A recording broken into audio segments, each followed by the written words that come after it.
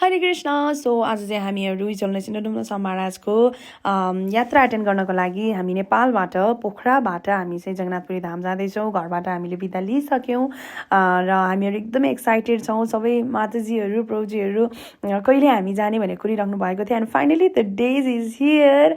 अनि घरमा चाहिँ अलिकति सधैँ डराइ नै हाल्नुहुन्छ हिँड्ने बेलामा टाढाको बाटो भनेर, but we know that why need to worry when there is lord Hari. त हामी घरबाट हिँड्यौँ, बसलाई कुरिरहेका थियौँ। बस आउन अलिकति टाइम लागिरहेको थियो, कता हाम्रो वीरगन्जको बस त छुट्दैन भनेर, but finally we get into the बस।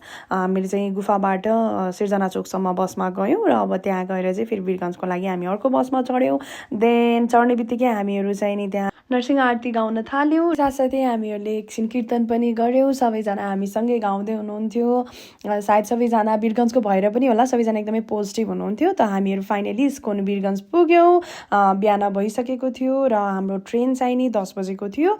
हामीहरू एकछिन वीरगन्जमा गएर रेस्ट गरेर अनि प्रसाद प्याकिङ गरेर हामीहरू रक्सल पुग्यौँ। हामीहरू वीरगन्ज जानुको मेन कारण भनेकै हामीहरूलाई चाहिँ नि ट्रेन पक्र्न सजिलो हुन्छ भनेर नै थियो। त भक्तजनहरू it was our first train धाम यात्रा जानको लागि चाहिँ नि।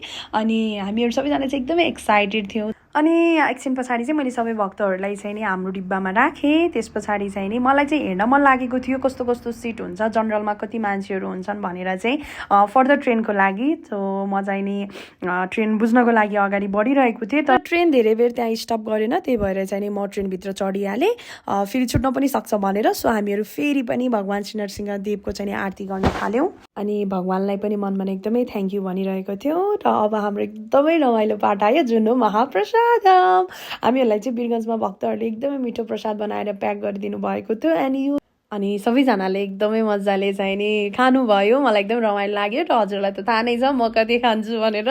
सो मैले अलि धेरै लिएको थिएँ। चाहिँ साँच्ची नै वीरगन्जको भक्तहरूसँग चाहिँ नि एकदमै कृतज्ञता थियौँ, किनभने उहाँहरूले यति धेरै प्रसाद प्याक गरिदिनु भएको थियो कि हामीले एक टाइम मात्र होइन 2 टाइम नै खानको लागि चाहिँ नि हामीसँग प्रशस्तै प्रसाद रहेको थियो। सधैँ जसो भक्तहरू मलाई हेर्दै हाँस्दै हुनुहुन्थ्यो कति थोरै खाएको भनेर। हरि बोल।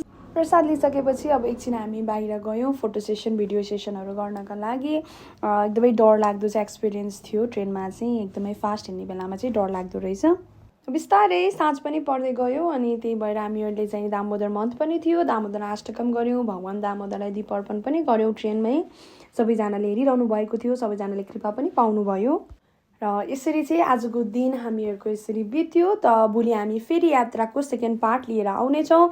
त्यतिसम्म बेलाको लागि Hare Krishna, have a Gauranga night, दण्डवत प्रणाम।